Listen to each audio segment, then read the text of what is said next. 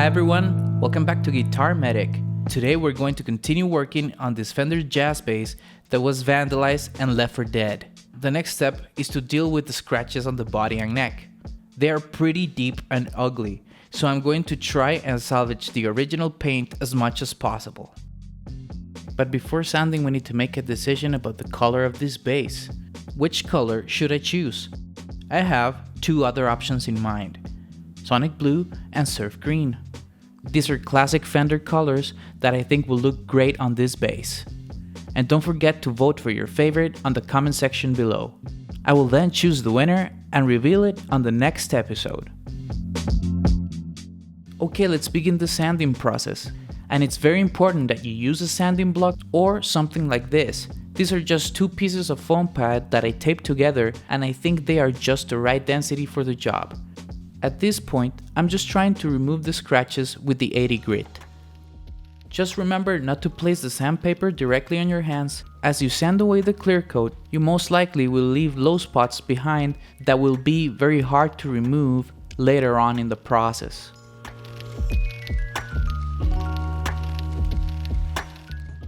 I don't want to sand too deep because I want to leave some of the red paint behind. That way, when the bass naturally ages, we'll see some of the red showing through like a Fender custom shop relic job. At least that's my hope.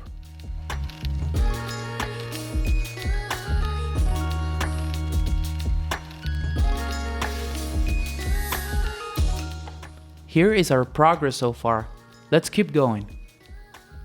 I'm not applying a whole lot of pressure here. I just let the sandpaper do the work.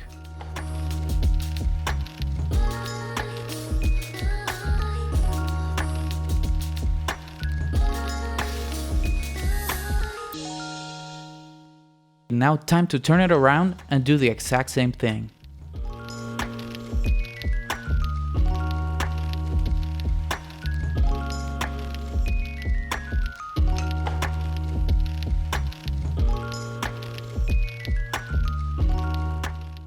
Okay, and this is how the bass should look after we're done sanding with the 80 grit.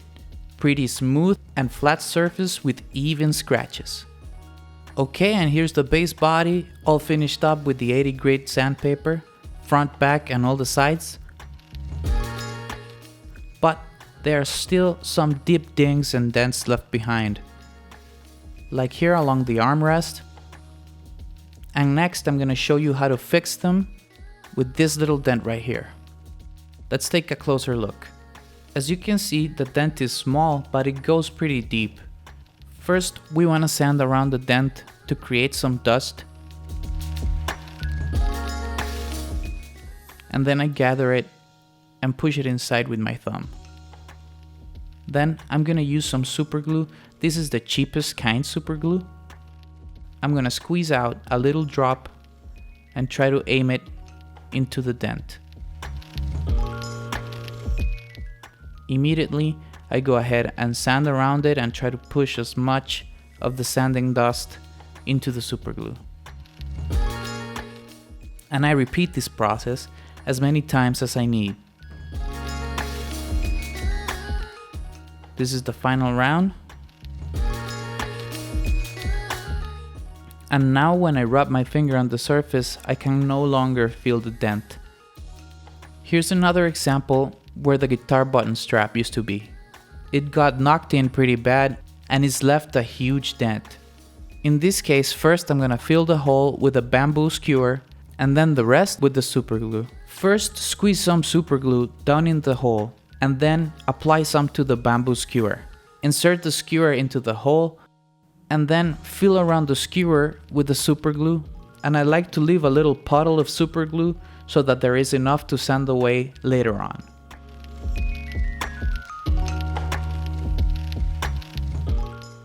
And now after a couple of hours, we can saw off the skewer and then sand it away smooth.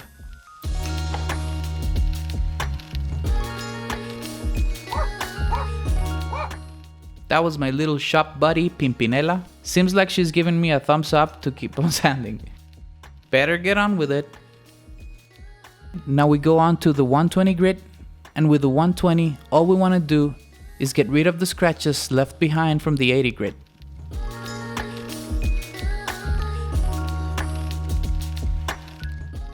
I try to go in a crisscross motion to get as much of the scratches out. Sometimes using two hands is helpful in keeping the sanding block flat. So now onto the back of the body. Notice while I'm sanding, I go on the opposite direction of the scratches from the last grit.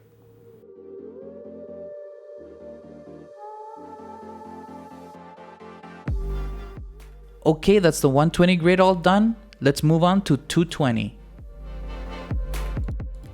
And as you can see, we've already gone through the paint in some spots, but that's okay. All we care about is that the surface is really smooth so that our paint lays flat. It's interesting to see how they painted this in the factory, laying down a base coat of gold and then going on top of it with the candy red. That's how they get that metallic effect. That's really interesting stuff. I, for one, am a huge Fender fan. Hit the like button if you're a Fender fan like me. To me, the Fender Jazz Bass is the ultimate bass of all time.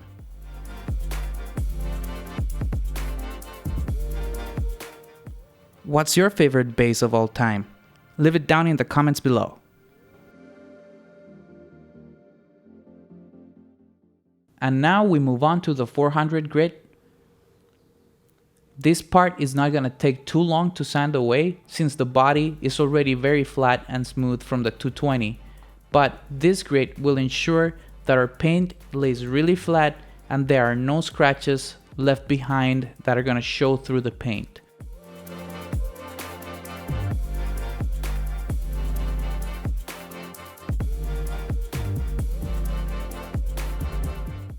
And if you're still watching by now and you're enjoying this content, please consider liking and subscribing. This will really help grow my channel, and I thank you for that.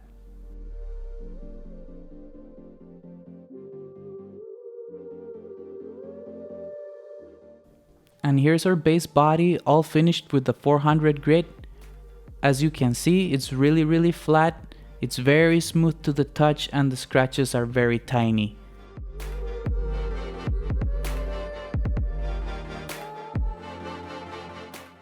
This body is now completely ready and prepped for paint.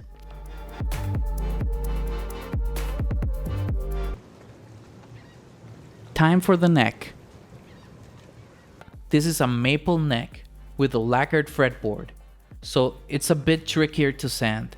The fretboard is all scratched up, every single fret, so we're going to have to patiently scrape them away with a utility blade. This will take a very long time, and here's how the process goes. Try to always scrape in the same direction with precise movements. Be careful not to damage the frets or inlays when you do this. You want to keep them intact. Be patient, as this will take a long time, but eventually you will go down to the wood, and that's where you should stop and continue on with the sandpaper.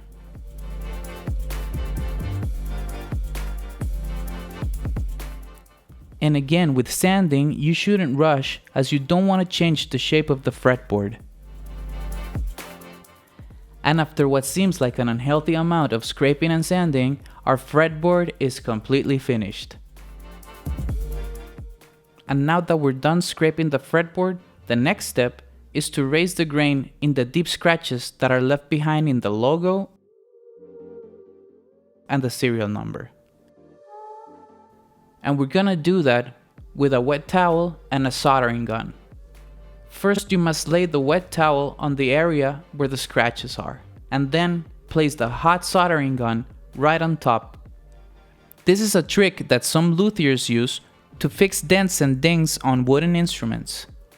The heat from the soldering gun makes the moisture in the towel expand and fill in the gaps in the wood fibers.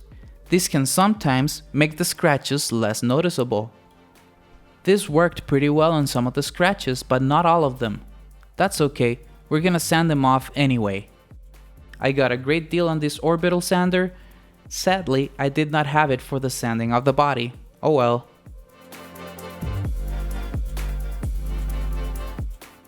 It works really well on these flat areas. And we're almost finished with the headstock.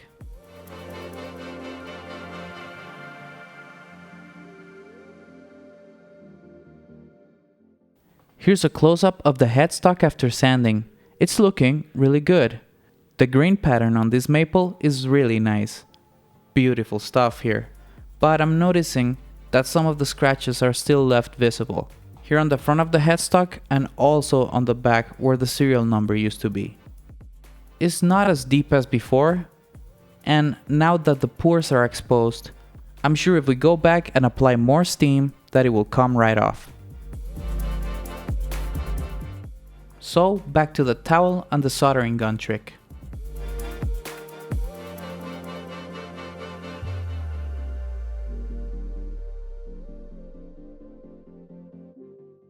And now I can really notice that the scratch has been reduced. So back to sanding. And I really cannot express just how long this took. It seemed like forever. For the front of the headstock, I used the utility knife blade again to scrape off what was left of the scratches, and it worked really well.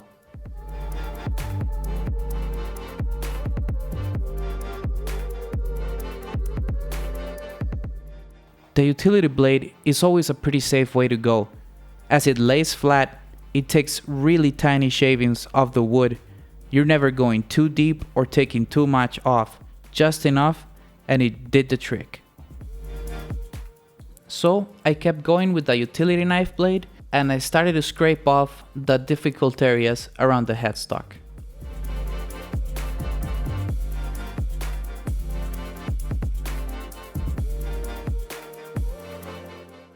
I used a file to clean up the area behind the nut.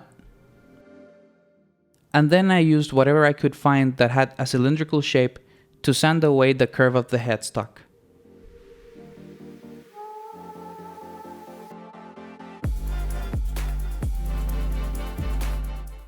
Now we're gonna move on to sanding the back of the neck.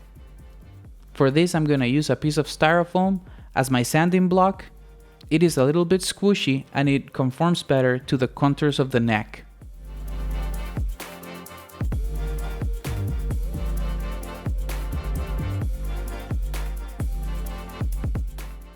And there you have it, folks. Here's the neck all completely done. Sanded all the way up to 400 grit and it's feeling really smooth. All the scratches have been completely removed.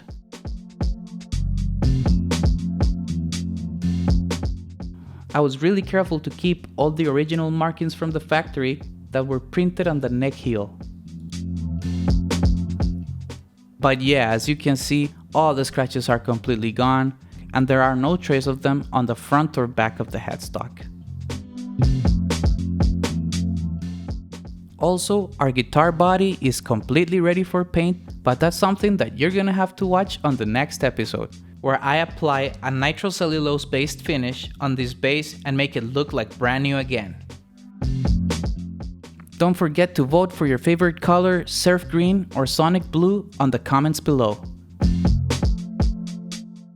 So remember, your guitar's your patient, take good care of it. See you on the next one.